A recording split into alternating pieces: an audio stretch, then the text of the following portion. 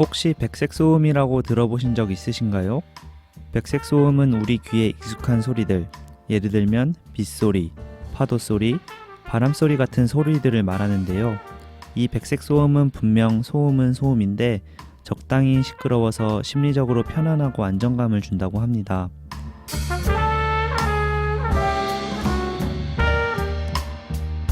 적당하게 시끄러운데 편안함을 준다. 너무 시끄럽지 않게, 그렇다고 너무 조용하지도 않게, 적당히 시끄럽게 들을수록 편안하게 어느새 익숙해지는 문학소년단 8화 지금부터 시작합니다.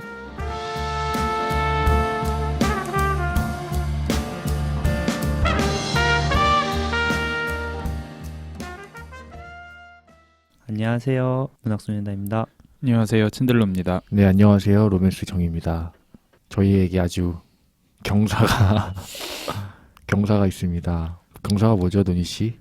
네, 저희가 팟빵에서 선정한 3월의 팟캐스트 이달의 팟캐스트 이달에. 3월에 올라갔죠. 네. 좀 늦은 감이 없지 않아 있습니다만은 2년 만에 쾌거.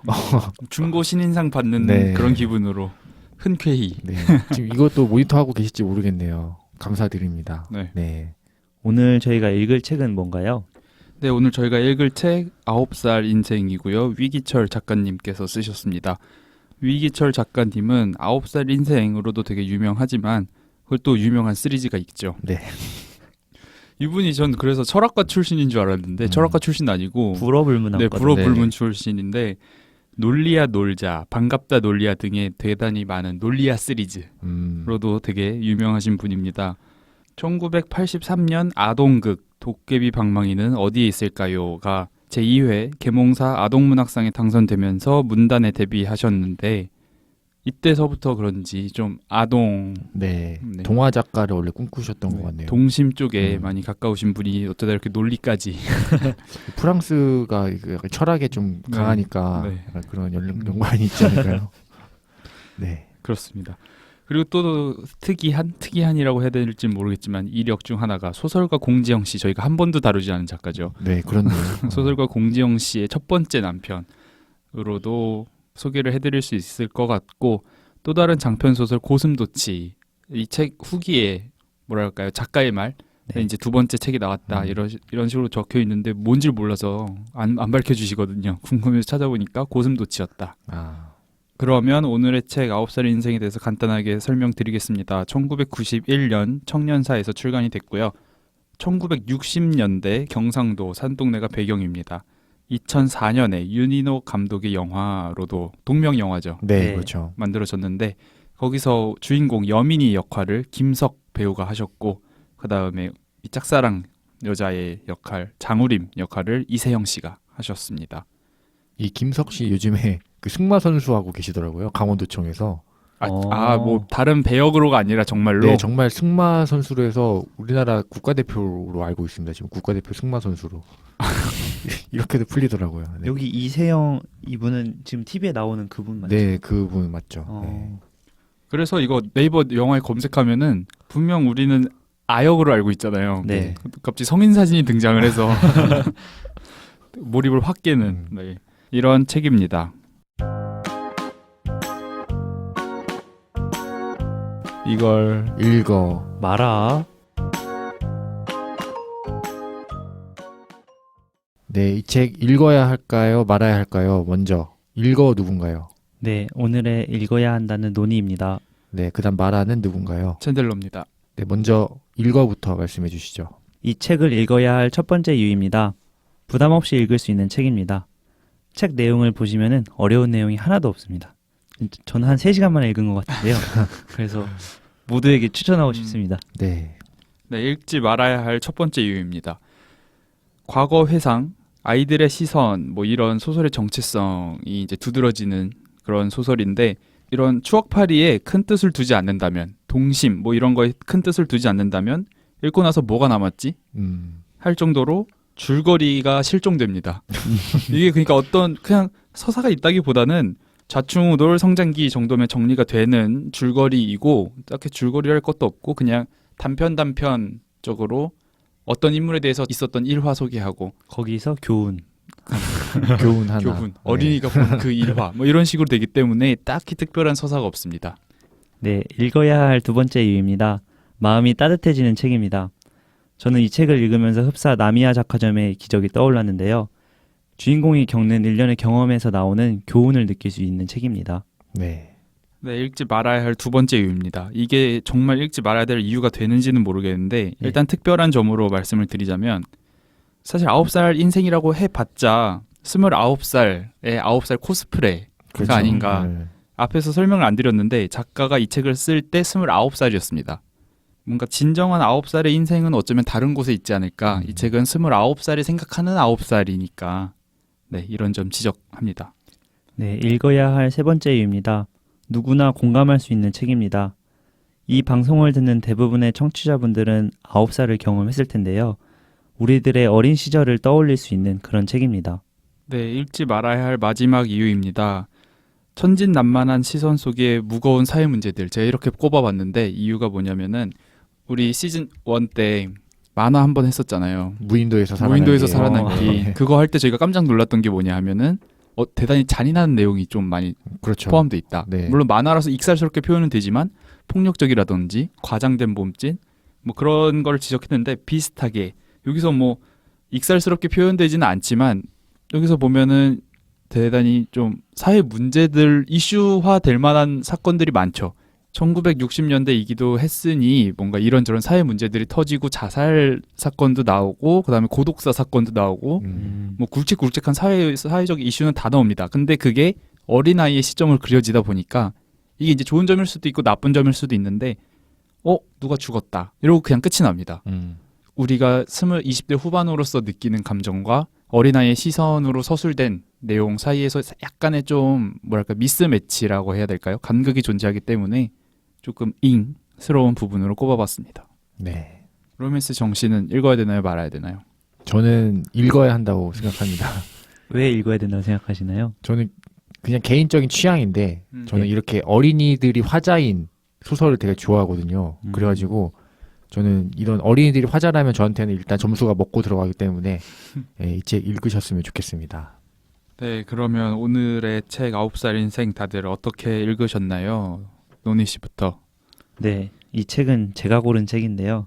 사실 어떤 책을 읽을까 고민하다가 느낌표에 있는 그 책을 읽읍시다 있잖아요. 거기서 네. 이 책을 다뤘더라고요. 그래서 이 책을 선택했는데 진짜 남에게 추천해 줄 수 있는 책을 고른 것 같아서 굉장히 뿌듯했습니다. 이 책의 대부분 아니 100% 추억팔이라고 할 수 있는데요. 추억팔이는 언제나 저는 옳다고 생각하거든요. 그래서 저희의 어린 시절을 떠올릴 수 있어서 책을 읽으면서 나도 저땐 저랬는데 저거 재밌지 하는 공감되는 내용이 진짜 많았어요. 근데 이제 책 내용과 더불어서 책 뒤편에 작가가 이 책을 29살 때부터 썼다고 했는데 저는 아직 29살은 아니지만 얼마 안 남았는데 이렇게 29살인데 9살의 시선에서 책을 써내려갔다는 게 조금 믿기지가 않았습니다. 그래서 저를 돌아봤을 때는 9살이면 9살, 10살이면 10살, 뭐 고3이면 고3의 시선에서만 좀 세상을 바라봤는데 그럼 지금의 나의 모습을 뭐 부모님의 시선에서 한번 생각을 해본다든지 초등학생의 시선에서 한번 바라보면 또 나의 다양한 모습을 볼 수 있지 않을까? 그런 생각도 들었습니다. 네. 그다음 저는 이 책을 어떻게 읽었냐면은 한 20년 만에 이 책을 읽었습니다. 그럼 저도 9살 때 읽으셨나요? 네, 그렇죠. 그때 노인 씨가 아까 말씀하신 것처럼 그 느낌표를 보고 부모님이 사주셨어요, 이 책을. 그때 막 봉순이 언니랑 뭐 이런 거 이렇게 네. 목록이 올라갔었는데 느낌표 책을 읽으시다가 20년 전 프로그램이에요? 거의 저 초등학생 때 막 나왔던 책이니까 그 정도 됐죠. 참여정부 시절이라고요. 언제인지 연도는 기억이 안 나요. 아니 기억을 이런 식으로 네. 연 단위가 아니라 네, 이거- 정부 단위로 네. 하는 거 어른들 하는 그런 거 네, 이거 아니에요? 어른 다 됐네요. 야, 이런 게 약간 그런 거잖아요. 뭐 공주 가는 길에 어디 인터체인지로 빠지고 그렇죠. 이런 거 어른들만 할 수 있는 대화인데 이게 역시 어른이시네요. 개쩔었다. 땡무 위키가 거기 땡무 위키를 봤는데 거기서 이제 이 비판 내용에 그 정부 시절 그 내용이 있어서 그렇게 기억났어요. 네, 아무튼 저도 이 참여정부 시절에 읽었던 책인데 이 시간이 지나도 참 재미있게 잘 쓰네라고 이렇게 쭉쭉 읽어 내려갔는데 마지막에 작가 후기가 나오잖아요. 근데 네. 아까 노닌 씨가 말씀하신 것처럼 작가가 29을 썼다. 내 나이 29때 쓴 책이다라고 말을 하는데 그걸 보고 충격을 받았습니다. 왜냐면 제가 지금 29인데 나는 뭐 했나 이 사람은 29살에 이런 책을 썼는데 나는 뭐 했나 하는 이런 생각이 너무 커가지고 다른 감상이 다 지워져 버린 뭐 이런 것도 있었고 이 책을 읽으면서 아까도 말씀드렸지만 뭐 나도 이랬는데 누구나 이런 9살을 보냈는데 저도 이런 딱 감정이었고 왜 다들 이렇게 9살 인생 읽었어? 하면은 좀 좋은 책이지 내 인생 책이야 라고 하는지 얼핏 알 것도 같았습니다. 챈들러입니다. 우선 어떻게 읽었는지 하기 전에 방금 로맨스 정이 나는 뭐 했나 네. 라고 말씀하셨는데 저는 그 생각을 이미 고등학교 1학년 때 뗐습니다. 고등학교 1학년 때 원더걸스 소희를 보고 그때 야 뭐냐 난 뭐하고 있냐 그 이후로 더 이상 이런 고통을 받지 않아서 이런 고통은 빨리 떼면 뗄수록 좋더라고요. 워낙에 대단한 사람들이 세상에 그렇죠. 많기 때문에. 네. 네, 이어서 제가 어떻게 읽었는지 말씀드리겠습니다. 이제 보니까 완전 사회학 개론서예요. 특강식으로 해서 이 책만 갖고 사회학의 이론, 이슈 등을 설명해도 좋을 것 같고 제가 만약에 지금 사회학도 1학년이나 2학년이라면 요새 또 개강했잖아요. 네. 사회학도라면은 이렇게 뭔가 과제로 책을 바탕으로 사회학 이론을 풀어내겠다. 이런 레포트 하나 써서 내면 교수님들이 참 좋아하지 않을까. 그렇죠. 그런 생각을 할 만큼 범죄 사회학, 가정 내 폭력, 공동체 붕괴, 통제 이론, 기능주의, 제가 아까 말했던 고독사, 네. 뭐 청년 좌절, 뭐 이런 모든 이슈들이 지금 다 들어가 있어요. 약간 그 예전에 코너가 생각이 나네요. 머누넴 머누넴 뭐. 네. 그렇죠. 만약 지금도 시즌2의 명코너 모누넴 모만이 있었다면 이번 책이 정말 백미가 아니었을까 되게 아쉬웠던 책입니다.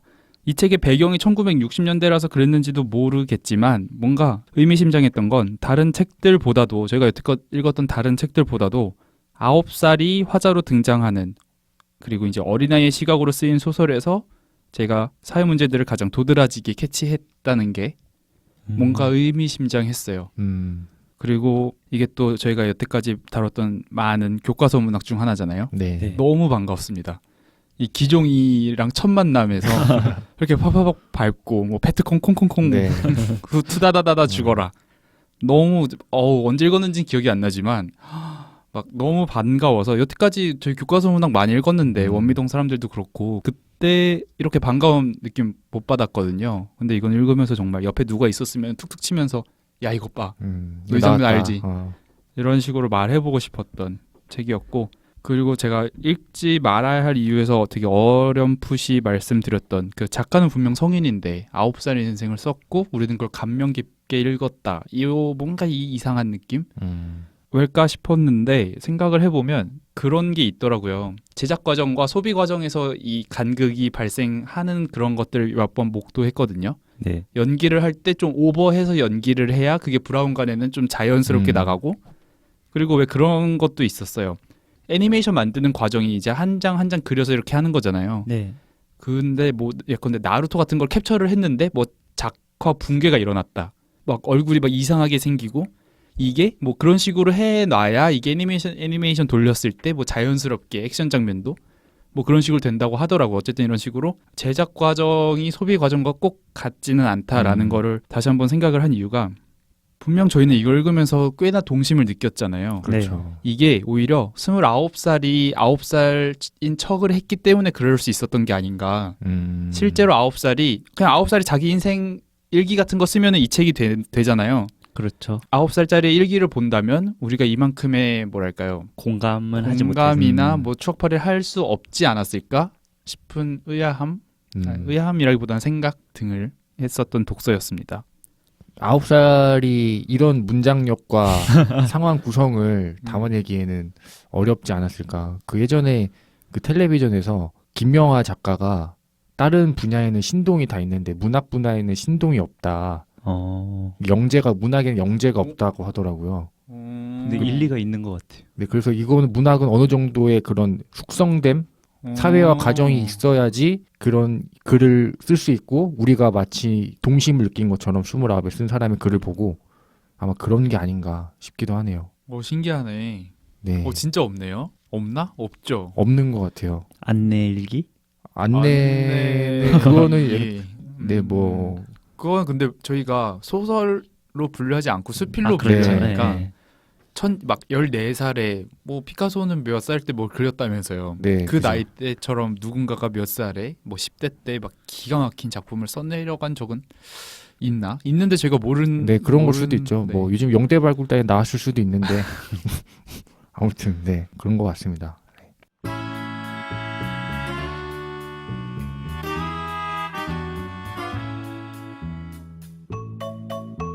연관 검색어. 네, 이 책과 어울리는 것을 이야기해보는 연관 검색어 시간입니다. 챈들러 씨는 어떤 게 떠오르셨나요? 네, 목동 3단지에 위치한 영도 초등학교. 이거 어떤 내용이죠? 이거 어차피 뭐 챈들러의 검색창에 떠오르는 연관 검색어니까 그렇죠. 그냥 써봤습니다. 이게 뭐냐면 제가 9살을 보낸 초등학교죠. 아, 목동 3단지 영도 초등학교.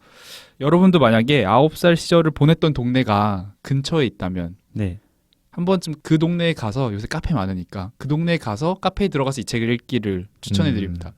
금방 읽거든요. 노은 씨도 3시간만 읽었다고 하니까 그 동네에 있는 카페에 가서 이 책을 읽는다면 좀 새롭지 않을까. 요새는 뭐 그 동네에서 일을 하고 있긴 하지만 예전에 그 동네에 한 번 그냥 놀러 갔어요. 한 몇십 년 만인 거죠. 놀러 가서 지냈던 아파트, 영도 초등학교 앞에 있던 공터, 놀이터 이런 데를 가봤는데 너무 작은 거예요. 놀이터 분명 엄청나게 큰 거 하나 서 있었는데 저게 이렇게 작았다고? 그다음에 교문도 되게 컸던 것 같은데 뭐 이런 감정 한번 느껴보고 카페로 들어가셔서 책을 읽는다면 훨씬 즐거운 독서가 되지 않을까. 네, 로맨스 정씨는 어떤 게 떠오르신가요? 네, 저는 이 책을 원작으로 한 영화 9살 인생을 떠올렸는데요. 일단은 자연스럽게 떠오른 것 같아요. 이 영화 9살 인생이 저한테는 이 책보다 더 인상이 깊었거든요. 이 책을 지금 다시 읽기 전까지는. 근데 왜 이 영화가 되게 좋았냐면은 그 지금까지 그 최고의 캐스팅이라고 생각하는 작품이 딱 2개가 있는데 하나는 MBC 드라마 제5공화국 그 전두환과 그 12.12 사태 뭐 이런 거 다룬 제5공화국. 이게 진짜 걸출한 연기진이 나오는데, 출연진이 나오는데 그 외의 인물들이 하나도 안 유명한 사람들이에요. 근데 일단 실존 인물과 최대한 흡사한 사람들을 어떻게든 섭외를 해가지고 그렇게 앉혀놨더라고요. 그 보면서 작가나 연출자가 되게 공을 많이 들였구나. 정말 캐스팅에 공을 많이 들였구나 생각이 들었고, 두 번째가 이 영화 9살 인생인데, 어렸을 때 이 책이 영화로 나온다고 해가지고 아마 개봉하자마자인가 아니면은 뭐 개봉한 날 주말에 그 주에 바로 보러 갔었거든요. 근데 제가 읽으면서 상상했던 인물들의 얼굴이나 이미지가 있잖아요. 네, 그때는 어렸을 때라서 사실 그렇게 연예인도 많이 안 봤을 때인데도 그 영화를 보니까 내가 생각했던 거랑 이거다. 똑같이 생겼네. 내가 생각했던 거 똑같이 생겼네 이러는 거죠. 유독 누구가. 특히 오금복. 오금복. 요즘에 그 역할 하시는 분은 활동 안 하시더라고요. 네, 아무튼 그분이 진짜 제일 똑같아가지고 네, 그게 좀 인상 깊었습니다. 그리고 그 영화의 카피가 이 나이에도 지키고 싶은 여자가 있다거든요. 이 카피만 뺐다면은 그러게요. 이건 저도 기억이 나요. 네, 이거 좀 뺐다면 참 좋았을 영화였다고 생각을 합니다. 그럼 로맨스 정씨는 이 영화도 같이 보는 것을 추천합니까? 네, 저는 영화가 소설만큼 하지 못했던 경우가 너무 많은데 내용은 그냥 차치하고 인물들 얼굴만 봐도 네, 괜찮습니다. 네, 저 한번 보겠습니다. 저 논의가 떠오른 것은 가을방학에 이름이 마음에 든다는 이유만으로라는 곡입니다. 가을방학은 제가 제일 좋아하는 가수 중에 하나인데요. 특히 이 이름이 마음에 든다는 이유만으로의 가사에는 이런 부분이 있습니다. 이름이 마음에 불러주시나요? 부르려고 했는데 네. 막상 부르니까 좀 부끄럽네요. 죄송합니다. 네. 이름이 마음에 든다는 이유만으로, 같은 계절을 좋아한다는 것만으로 이렇게 누군가를 좋아하게 되는 내가 이상한 걸까요? 라는 부분이 있는데요. 저는 이 노래를 들을 때 왜 그런지 모르겠는데 처음 음이 나올 때부터 그냥 입가에 미소가 지어져요. 지금도 그래요. 이게 거의 노래 들은 지 엄청 오래됐는데. 근데 이 책을 읽으면서도 특히 그 여민이와 우리미 사이에 그 오묘한 러브라인 있잖아요. 티격태격한 그 풋풋한 그걸 하면서 그냥 입가에 미소가 지어지더라고요. 그래서 이 노래가 떠올랐습니다. 문학소년단 선서.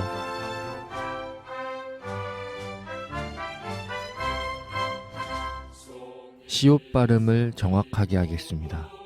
입을 귀에 걸고 하겠습니다. 제 말만 하지 않겠습니다.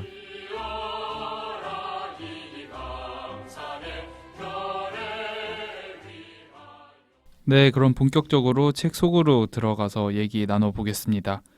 우선 토굴 할머니가 나오는 챕터인데 이제 여민이가 토굴 할머니가 되게 좀 힘들게 사시는 걸 보고 토굴에서 사시니까 힘들게 네. 사시는 걸 보고 가난해, 불쌍해. 딱 요 논리 구조로 엄마한테 얘기를 하니까 엄마가 가난한 건 불쌍한 게 아니야 이런 식으로 얘기를 하면서 뭐가 불쌍한 거냐 이게 불쌍한 거다 이런 식의 취지로 말을 합니다. 가장 불쌍한 사람은 스스로를 불쌍하다고 생각하는 사람이야. 참 명언이죠. 네. 9살에 일기를 쓴다면 이 말은 빼고 쓸 겁니다.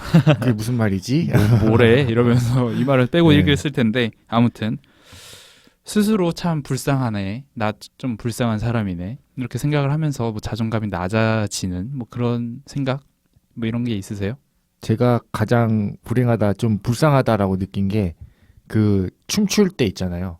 다 같이 학교 다니면서 이게 뭐 학예회 같은 거 할 때나 네. 아니면 고등학교 1학년 때 뭐 축제에 나가서 반대항으로 뭐 페스티벌 이런 거 할 때 제가 춤을 추는 걸 제가 보고 있으면은 그게 그렇게 나 슬플 수가 불쌍한 없어요. 사람이구나.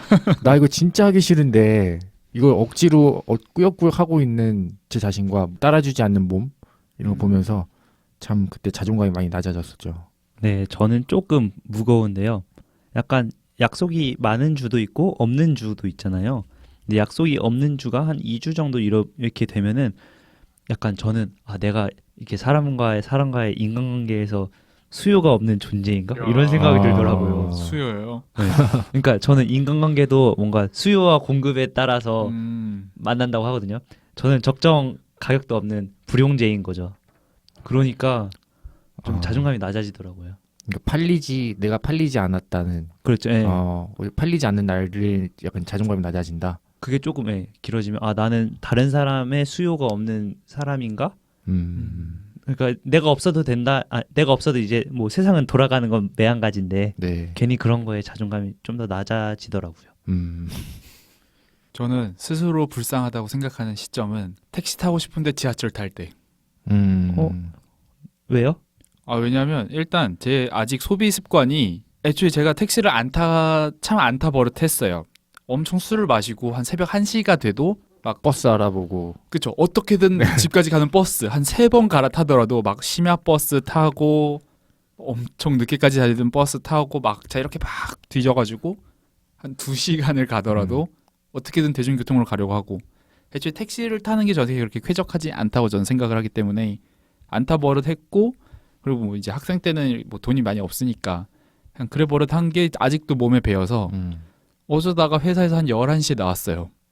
택시 타면 집까지 20분 걸리거든요. 안 막혀가지고.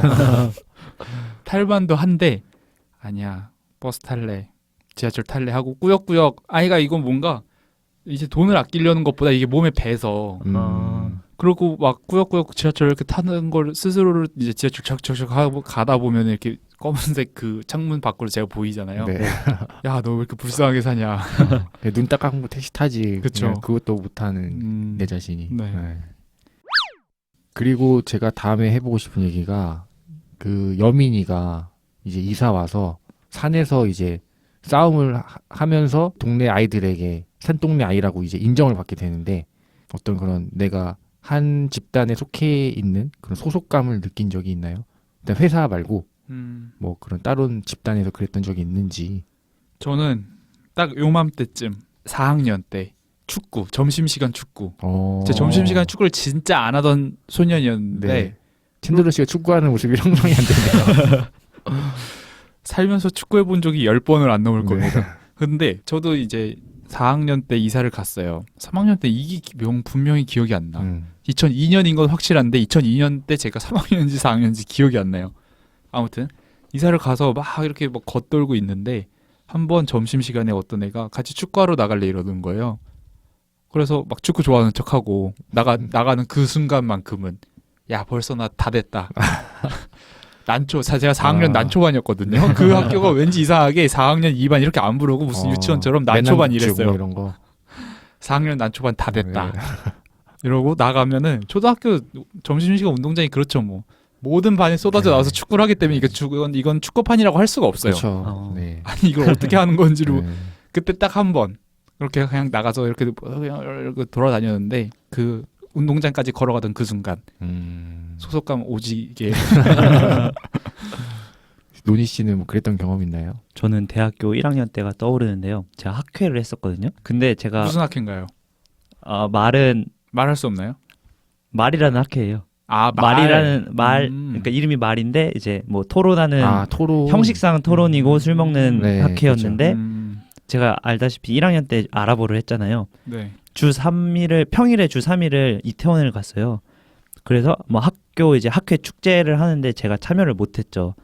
되게 미안했는데 그래서 이제 학회 공연 날 영상을 찍었어요. 저희 공연하는 걸. 근데 영상을 보면은 제가 그렇게 시끄럽게 응원을 하고 있더라고요. 보통 카메라 든 사람 웬만해서는 소리 안 내는데. 그렇죠. 숨도 조용히 쉬는데. 네, 그래서 그때 그 친구들이 참여 못한 거는 사정을 아니까 네. 이해하는데 와 진짜 열심히 공연 보러 와주고 응원해줘서 고맙다 이 말을 나중에 들었을 영상 때 보고 예. 돌려 말한 거 아닐까요? 너 이렇게 시끄러웠냐? 어쨌든 그때 소속감을 느꼈습니다. 네. 저는 이거는 아마 대한민국에 많은 사람들이 공감할 것 같은데 저 월드컵 때 그때 저는 이제 2002년도를 저도 살았으니까 그때 네. 제가 4학년 그럼 제가 5학년, 4학년이었겠네요. 제가 5학년이었죠. 왜요? 5학년. 우리가 4학년이야. 우리가 4학년이에요? 그럼 저는 5학년이었대요. 아무튼 5학년 때 그때 이제 그 동네에 대형마트가 있는데 네. 거기 주차장에서 스크린을 걸고 야. 상영을 했었어요. 그때가 아마 스페인전이었는데 근데 그때 딱 홍명보가 결승골을 넣고 네. 4강전. 네, 모두가 막 기뻐하고 내가 한국인이라는 사실이 너무 자랑스럽고 뭐 이랬던 적. 네, 그게 가장 큰 소속감으로 와닿았던 기억이었습니다. 노니 씨 4강전 어디서 봤는지 기억해요? 저 집에서 봤는데요. 네. 그 장면 아직도 기억이 남는 게 제가 TV를 옴게임넷을 보고 있었어요. 네. 그래서 계속 채널 돌리면서 네. 봤거든요. 그래서 아직도 기억이 나네요. 야, 그때서부터 온게임넷을 봤다고요? 네, 앞서가셨네요. 투자 좀 하시지. 네, 다음에 제가 나눠볼 이야기는요. 이 책이 전반적으로 어린 시절의 추억을 이야기하는 거잖아요. 그래서 각자만의 초등학교를 한정지어서 학창 시절의 기억에 남는 특히 쉬는 시간 추억. 쉬는 시간 추억. 네, 쉬는 시간에 어떤 걸 뭐 했는지. 나올지 다 뻔하네요. 저부터 말씀드리자면 너무 많은데 학종이 그죠. 학종이. 이 공기총. 소리가 들어갈까요? 공기총 쏘는 그쵸. 거. 네. 뻑치기 이런 거 있었죠. 뻑치기. 네. 그거랑 공기 많이 했어요. 공기. 예. 네. 이렇게 2개 정도? 저는 뭐 딱지, 딱지. 딱지랑 말뚝박기 그리고 고무줄로 해가지고 지우개 날리기 뭐 이런 거 했거든요. 9살이면 또 그때는 그 뭐지? 모터. 미니카. 미니카. 이제 동네 좀 애들이 모인다 하는 문방구 앞에는 이렇게 레일 하나 딱 깔아놓고. 그렇죠. 네. 잘 사는 애는 골드 모터. 이게 저는 뭐, 똥 모터. 이게 뭐 모래에서도 간다. 네. 뭐 이렇게 뭐 다 개조하고 타이어 그죠. 개조하고. 그죠. 무지개 바퀴 끼고. 이게 뭐 세 바퀴 도냐 몇 바퀴 네, 도냐에 맞아. 따라. 그 360도 도는 구간에서. 전 그때 쭈구리여서 이렇게 리그가 한창 진행 중일 때는 레일에 차마 접근을 못 하겠어서 네. 언젠가 혼자 막 일요일 날 새벽에 혼자 쪼르르 달려가가지고 아침잠을 참고 달려가서 혼자 이렇게 한번 돌려보고 이렇게 360도 도는 거에서 또 떨어지고. 네. 그게 아마 알카바 껴서 그런 게 아닌가. 그 노란색 일제 건전지 꼈으면 돌았을 텐데. 네. 네, 저 같은 경우에는 탑블레이드가 떠오르네요. 탑블레이드. 그쵸. 그거를 부모님이 네. 안 사주셔가지고 아, 어떻게 하다가 우니까 사주시더라고요. 네. 그 고우슛 그거 맞죠? 네. 저는 탑블레이드 볼 때 좀 컸나 봐요. 너무 안 했어요? 유치해서 저도 탑블레이드 한참 즐겼는데 아. 틴돌 씨가 철이 빨리 철이 좀 드셨네요. 들었나 봐요. 네. 아니 보는데 너무 이상한 거예요. 이렇게 만화를 보는데 팽이 2개 이렇게 부딪히잖아요. 네. 네. 저쪽 건너편에 있는 사람들이 으악 하면서 쓰러져. 거기서 확 깨서 저는 탑블레이드 한 번도 안 사봤습니다. 그 다음에 제가 나눠보고 싶은 얘기가 이 여민이네 부모님이 정말 가정교육을 잘하시거든요. 네. 정말 참교육을 하는데 혹시 뭐 어렸을 때 부모님한테 당했던 그런 참교육 그런 기억에 남았던 뭐 충고나 뭐 이런 게 있을까요? 저는 있죠. 이거 언젠가 얘기했던 것 같은데 근데 딱 그때 정말 9살이었던 것 같아요. 1, 2학년 때 컵케이크를 동네 마트에서 훔쳐 이 얘기했죠. 컵케이크를 네, 훔쳐서 아빠한테 그쵸. 네. 네, 컵케이크를 훔쳐가지고 이렇게 그때 동네 막 형들한테 영향 받아가지고 한 두세 번 그랬나? 저번에 동네 갔을 때 보니까 그 맛 아직도 있더라고요. 저 때문에 망하진 않았던 모양입니다. 아무튼 그렇게 생각하고 이렇게 그냥 이러고 있었는데 저녁 때 카드 캡처 체리 영화를 보는데 악당을 혼내는 에피소드더라고요. 그걸 보고 너무 찔려가지고 저 체리가 나를 혼내러 오면 어떡하지? 너무 찔려서 엄마한테 조심스럽게 얘기하니까 어머니가 이제 아버지한테 얘기하시고 그래서 이제 아버지한테 회초리 좀 맞고 또 되게 감동이었던 장면. 그때는 감동이 아니었는데 지금 생각해보면 참 감동적인 장면은 그러고 나서 이제 이렇게 종아리 상처가 있잖아요. 벌겋게 부어오른 부분에 아버지가 연고를 발라주셨던 그 장면이 기억이 남네요. 저 같은 경우에는 하나 밝히자면 저는 여태까지 게임에 캐시를 해본 적이 한 번도 없어요. 현질을 안 하셨군요. 네, 현질을 해본 적이 네. 한 번도 없는데 근데 제가 그런데 돈을 쓰는 게 아까운 것도 있는데 뭔가 그래가지고 제가 친구한테 돈을 준 적은 있어요. 근데 부모님이 이제 저희는 이제 어렸을 때는 용돈 같은 게 없고 그냥 집 뭐 TV 위에 이런데 돈 있으니까 너 필요하면 가서 써라 그런 식이었는데 돈이 한꺼번에 많이 없어지니까 부모님이 야, 돈 어디 갔냐. 그래서 솔직하게 말했죠. 친구 이제 게임 뭐 아이템 산다는데 좀 보탰다. 그러니까 부모님이 그런 거 하지 말고 내가 약간 이제 나무라면서 그런 거 할 거면은 미리 말을 해라. 그러면 너가 진짜 이게 도움이 되면 지원을 해주겠다 이런 말을 하더라고요. 당연히 도움이 되는 건 아니잖아요. 그렇죠. 그래서 그 이후로 그냥 게임은 손절했어요. 그런 이유로 게임을 손절했어요. 네. 그 온게임넷 후인가요? 온게임넷은 지금도 지금은 꾸준히? 안 안 보는데 제가 스타크래프트를 워낙 좋아해서 네. 저도 요즘에도 온게임넷 저는 보거든요. 요새 온게임넷에서는 뭐예요? 방송을 안 하잖아요. 요즘에 배그 합니다. OGN. 배그. 네. 카트라이드도 하나? 카트라이더는 스포티비에서 하고. 그래요? 네. 그러니까 롤이 이제 안 하잖아요. 롤은 안 하고 그래가지고 이제 네. 배그랑 뭐 스타 그거랑 요즘에 게임 돌림픽이라고 아이돌들이 게임 하러 나와서 게임하고 배그하고 뭐 이러거든요. 네. 뭐 이런 것도 있고 요즘에도 열심히 하고 있습니다. 그리고 제가 당했던 참교육은 6학년 때인데 6학년 때 한참 그 야인 시대가 대박이거든요. 그 안재모 형이 그 뒷발차기 그렇게 잘했거든요. 근데 제가 이제 이걸 뒷발차기를 집에서 연습한다고 이제 벽에다가 이제 네. 팡팡 친 거죠. 벽을 실제로? 네, 벽을 이제 네, 연습한다고. 네, 벽에다가 이제 발로 차기 한 건데 그때 이제 층간 소음 때문에 밑집 아저씨가 올라오셔가지고 네. 저희 어머니한테 엄청 뭐라 했죠. 그래가지고 어머니가 너 이제 야인시대 보지 마. 그래가지고 그때 야인시대를 몇 화 금지당했나요? 그게 아마 이제 한참 재밌을 때였어요. 이제 네. 뭐 신마적이랑 싸울 때쯤인데 그때 이제 못 봤죠. 그 장면을. 그래서 다 커가지고 이제 그때 다시 보기로 봤습니다. 그리고 우리 이 얘기를 저희가 빠질 수 없어요. 저희 웬만하면 이런 얘기 안 하려고 했는데 네. 그냥 한번 간단하게만 딱 언제인지만 밝혀봅시다. 나의 첫사랑, 이 여민이 같은 이런 풋풋한 우리 그렇죠. 첫사랑 한번 얘기를 해봐야 될 것 같아서 언제였나요?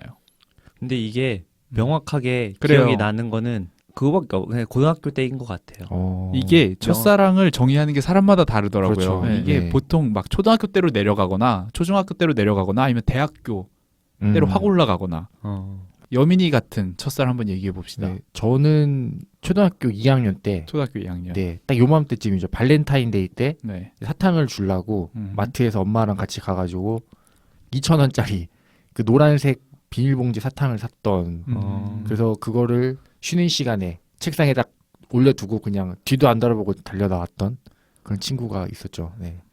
전 초등학교 6학년 영어 학원에서 만난 이름은 앨리스. 외국인인가요? 아니죠. 영어 학원에서 네, 만난 영어 이름 한국인. 쓰는 거죠. 네. 그렇죠. 그렇습니다. 뭐 영어로 이렇게 편지로 전혀 한국어로 이렇게 떠들다가 네. 잠깐 연락이 끊겼는데 이거를 놀리겠다고 친구가 한번 막 앨리스 어떻게 해가지고 네이버 계정을 하나 팠어요. 그래서 그 계정으로 저한테 메일을 보낸 거예요. 야 진짜 치밀한 친구. 그걸 보고 제가 너무 기뻐서 이렇게 막 기쁘다기보다는 뭐라 너무 반갑다고 해야 되나 막 이렇게 막 몸부림을 치다가 막 무릎짝 어디 부딪히고 그랬는데 나중에 그 친구가 고백을 하더라고. 그거 자기였다고. 아주 진짜 나빴네요. 네. 네. 노인 씨 그럼 그때 고등학교 때예요? 네, 저는 제 기준에서는 고등학교 때였던 것 같습니다. 우리 과예요? 네. 아 이렇게 하면 우리 거구나. 네. 예전에 그 고백하신다 아, 네, 고백 예. 못 하셨다는 그 음. 아니 여기까지. 아니. 네. 노인 씨 당황했습니다. 네. 네, 고등학교 때였던 걸로 하고 넘어가겠습니다. 네, 그러면은 이렇게 당황해하는 논 씨를 뒤로 하고 1부 마무리하겠습니다. 논 씨 뭐 얼굴이 좀 빨개져가지고 진행을 할 수가 없네요. 수요일에는 괜찮아 있겠죠. 네. 네. 그럼 수요일에 뵙겠습니다.